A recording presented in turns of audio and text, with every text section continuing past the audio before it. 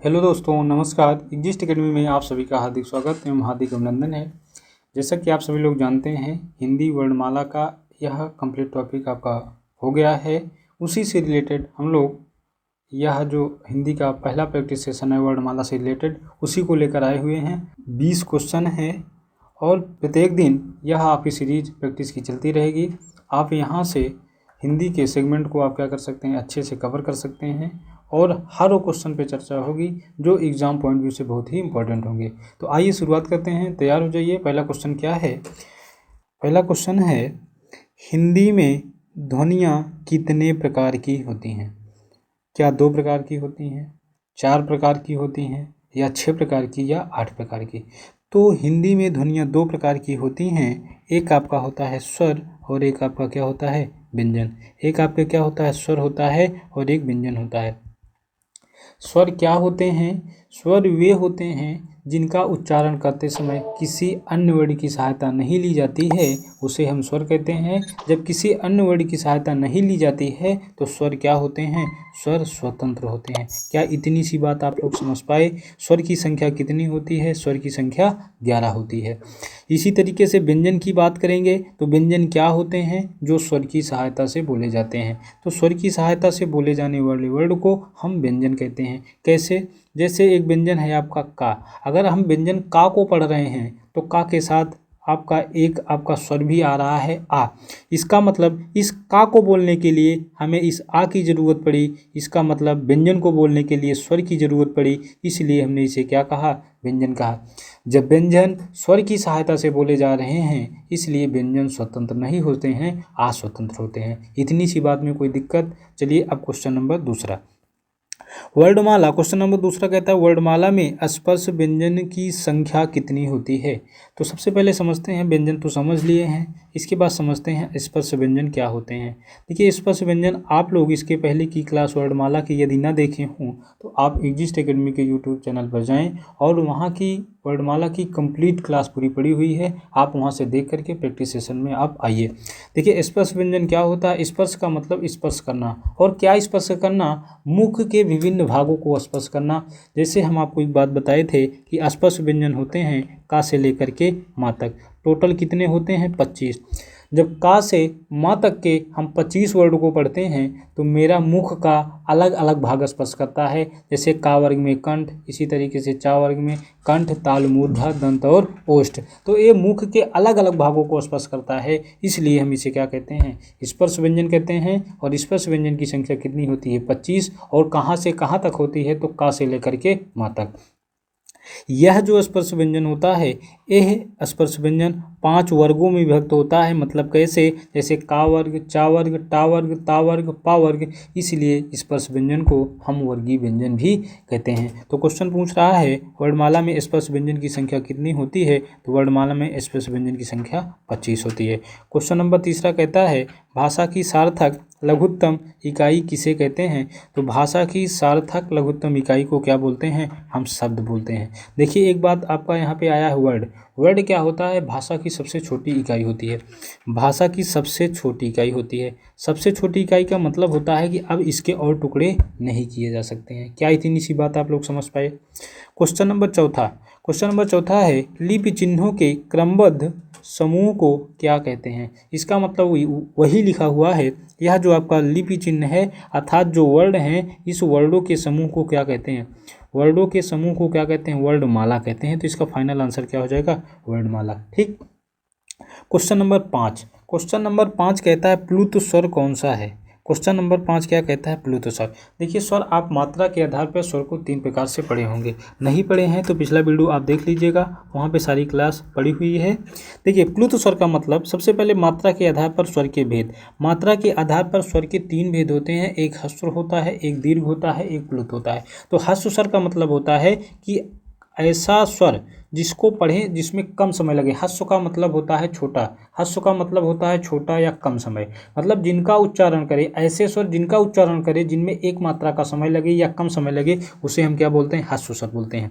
अब ह्रस्व स्वर की संख्या कितनी होती है? ह्रस्व स्वर की संख्या 4 होती है। आ, उ, आ, ई, उ और री। इसी तरीके से दीर्घ स्वर की बात करेंगे तो दीर्घ स्वर का मतलब होता है, दीर्घ का मतलब होता है भाई साहब बड़ा। दीर्घ का मतलब क्या होगा? बड़ा। और बड़ा किससे? ह्रस्व से बड़ा। इसका मतलब है बड़ा या दो मात्रा, या दो मात्रा। तो ऐसा स्वर जिनके उच्चारण में दो मात्रा का समय लगे उसे ही हम दीर्घ स्वर बोलते हैं। और इनकी संख्या कितनी होती है, आइए एक बार देख लेते हैं। बड़ा, बड़ी, बड़ाऊ, इसी तरीके से ए, ओ और औ, ये आपके कितने हो जाएंगे? 7 हो जाएंगे। तो दीर्घ स्वर की संख्या 7, ह्रस्व स्वर की संख्या कितनी? 4। आइए अब चलते हैं प्लुत स्वर। देखिए प्लुत स्वर क्या होते हैं? तो प्लुत स्वर वे स्वर होते हैं जिनके उच्चारण में दीर्घ मात्रा से भी अधिक का समय लगे, अर्थात दो मात्रा नहीं, अब दो मात्रा से भी अधिक का समय, मतलब ऐसे स्वर जिनके उच्चारण में 3 मात्रा का समय लगे, 3 मात्रा का समय लगे, उसे ही हम क्या बोलते हैं? प्लुत स्वर बोलते हैं। उसी को पहचानना है कि प्लुत स्वर कौन सा होता है। क्या ए ओम होगा? नहीं होगा। क्या ए होगा? ए भी नहीं होगा। ए आपका लास्ट में, ए आपका ए सही हो जाएगा। ये डी आपका आंसर क्या हो जाएगा? सही हो जाएगा। हिंदी भाषा में कुल व्यंजन कितने हैं? हिंदी भाषा में कुल व्यंजन की संख्या कितना है? 33 है। कैसे? सबसे पहले समझते हैं स्पर्श व्यंजन। स्पर्श व्यंजन की संख्या 25। अंतस्थ व्यंजन की बात करेंगे तो अंतस्थ व्यंजन की संख्या 4 होती है, सा, खा, सा, हा। इसी तरीके से ये आपका हो जाएगा अंतस्थ व्यंजन। अंतस्थ व्यंजन की जो संख्या होती है ये 4 होती है, या, र, ल, वा। इसी तरीके से ऊष्म व्यंजन की बात करेंगे तो ऊष्म व्यंजन जो होते हैं ये सा, खा, सा, हा, ये भी 4 होते हैं। ये 25 4 29 हो जाएगा, और 29 4 क्या हो जाएगा? 29 4 33 हो जाएगा, और यही आपका आंसर हो जाएगा। मतलब हिंदी भाषा में कुल व्यंजन की संख्या कितनी है? 33 है। इसी तरीके से शब्द की सबसे छोटी इकाई क्या कहलाती है? शब्द की सबसे छोटी इकाई क्या कहलाती है? वर्ड कहलाती है। शब्द की सबसे छोटी इकाई क्या कहलाती है? वर्ड कहलाती है। देखिए एक बात को समझिएगा, एक लिखा है आयोगवाह। देखिए आयोगवाह आप लोगों को बताया गया था कि आयोगवाह वे होते हैं जिनका प्रयोग न स्वर में किया जाता है और न व्यंजन में किया जाता है। लेकिन आप ऐसे कह सकते हैं इनकी परिभाषा के रूप में आयोग। आयोग का मतलब होता है जिसका कोई मतलब नहीं होता, या आप ऐसे समझ सकते हैं आयोगवाह वे होते हैं जो स्वर और व्यंजन के बीच की कड़ी को दर्शाते हैं, उन्हें हम आयोगवाह कहते हैं। और आयोगवाह की संख्या कितनी होती है? 2 होती है। एक को बोलते हैं हम क्या? अनुस्वार। एक को बोलते हैं अनुस्वार और दूसरे को क्या बोल देते हैं? विसर्ग बोल देते हैं। तो ये आपका आयोगवाह की संख्या कितनी हो जाएगी? 2 हो जाएगी।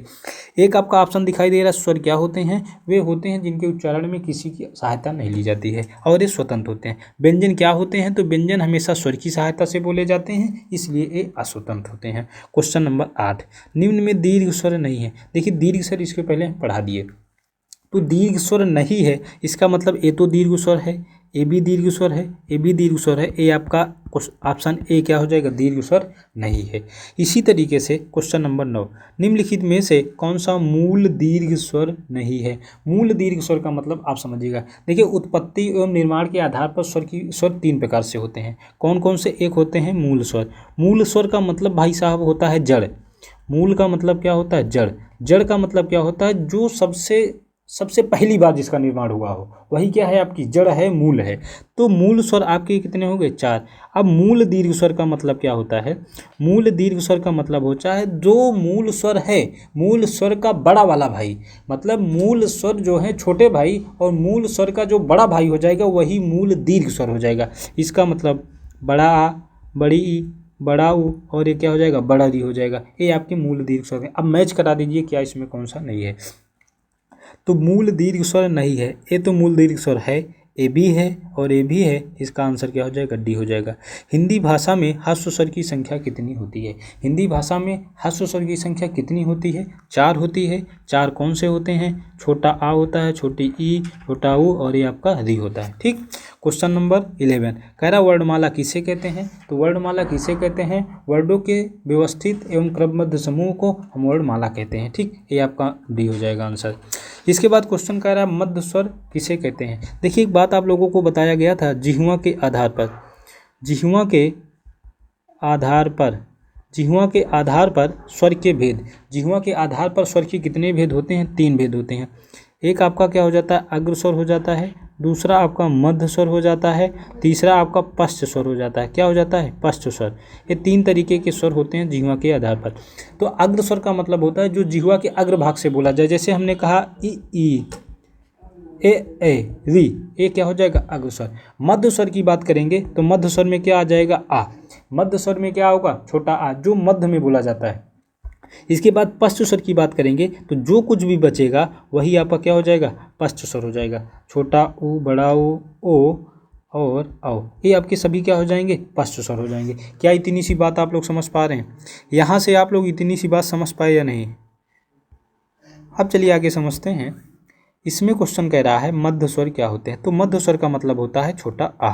इसके बाद क्वेश्चन नंबर 13 कह रहा है हिंदी वर्णमाला में कुल वर्ण हैं, तो हिंदी वर्णमाला में कुल वर्णों की संख्या कितनी है भाई साहब, 52 है। इसी तरीके से क्वेश्चन नंबर 14 कह रहा है ओ औ किस प्रकार के वर्ण हैं। देखिए किस प्रकार के वर्ण हैं मतलब शब्द हैं, ठीक। एक बात आप लोग ध्यान दिए होंगे, अभी आप लोगों की जस्ट एक दिन पहले की जो क्लास थी वह क्लास वर्डों के उच्चारण स्थान की थी। उसमें हमने 8 तरीके के उच्चारण स्थान बताए थे, 8 प्रकार के उच्चारण स्थान बताए थे, और उनमें से शायद आप यदि उस क्लास को देख लेंगे तो उसमें से किसी भी प्रकार के वर्डों के उच्चारण स्थान में समस्याएं नहीं होगी। देखिए कह रहा है ओ और औ किस प्रकार के वर्ड होते हैं, मतलब इनका उच्चारण स्थान कहाँ से होता है। एक आपको बताए थे ओ दैतो को बताए थे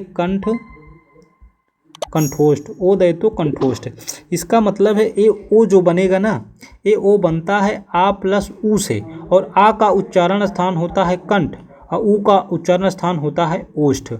ये दोनों को मिला देंगे तो क्या हो जाएगा, कंठोष्ठ। इसलिए इसका फाइनल आंसर क्या हो जाएगा, कंठोष्ठ।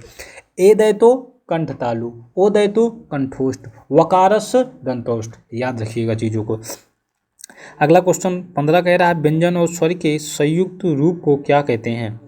व्यंजन और स्वर के संयुक्त रूप को क्या कहते हैं, इसे अक्षर कहते हैं। क्या कहते हैं, इसे अक्षर कहते हैं। चलिए क्वेश्चन नंबर 16।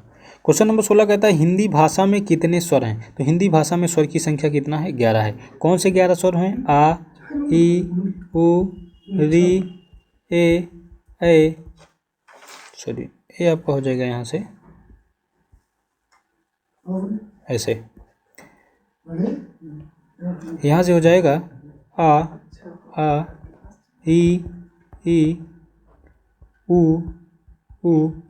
री ए ओ औ। यहाँ से 1 2 3 4 5 6 7 8 9 10 और 11, ये आपके टोटल कितने स्वर हो गए, स्वर की संख्या कितनी हो गई, 11। अब यहाँ से बचेगा क्या, एक अंक बचेगा, एक आहा बचेगा। तो ए अंकों को बोला जाता है अनुस्वार, अंकों को बोला जाता है अनुस्वार, और आहा को बोला जाता है विसर्ग, और दोनों भाई साहब को इकट्ठा कर दिया जाता है, इसे बोल दिया जाता है अयोग वाह। तो इसका आंसर क्या हो जाएगा, 11। क्वेश्चन नंबर 17 कह रहा है ए का उच्चारण स्थान क्या होता है। देखिए आपको 2 ट्रिक बताए थे, एक आपका था ए दैतो कंठ तालु, ओ दैतो कंठोष्ठ। तो ए दैतो हो जाएगा कंठ तालु। मतलब क्या है, ये जो ए एड़ी है और ए ऐनक है, ये दोनों का उच्चारण स्थान क्या होगा, कंठ और तालु से। क्यों होगा, क्योंकि ए आई जो बनता है ये आ प्लस ई से बनता है, तो आ का उच्चारण स्थान कंठ होता है, अकुह विसर्जनी नाम कंठा से। ई का उच्चारण स्थान क्या होता है, तालु होता है, इचू यसा नाम तालु से। तो दोनों को मिला दिया जाएगा तो कंठ तालु हो जाएगा, इसलिए इसका आंसर क्या हो जाएगा, डी। क्वेश्चन कह रहा है 18 एक से अधिक वर्णों के मेल को क्या कहते हैं। एक से अधिक वर्णों के मेल को क्या कहते हैं, इसे हम अक्षर कहते हैं। एक से अधिक वर्णों के मेल को हम क्या कहते हैं, अक्षर कहते हैं।